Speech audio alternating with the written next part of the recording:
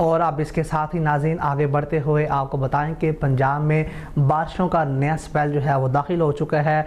गुजरांवाला में भी बारिश के साथ मौसम जो है इंतहाई खुशगवार हो गया है। इसी हवाले से मज़ीद देखेंगे ये रिपोर्ट।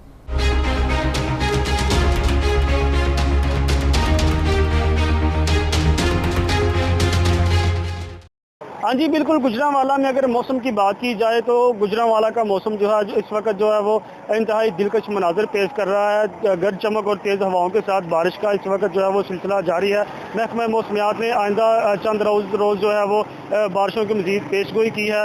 महकमा ज़राअत ने यह खदशा ज़ाहिर किया है कि ये जो बारिशें हैं वो गंदम की फसल की तैयार के लिए जो है वो इंतहाई नुकसानदेह साबित हो सकती है। और दूसरी जानब महकमा मौसमियात ने जो है वो शहरियों को खबरदार किया है कि वो शहरी जो है वो गैर ज़रूरी सफ़र से जो है वो गुरेज करें और जो है वो बिजली के पुल और खंभों से दूर रहें ताकि किसी भी जानी नुकसान से बचा जा सके। कैमरामैन फैज़ देव गोंदल के साथ रफ़ाकत अली, गुजरांवाला।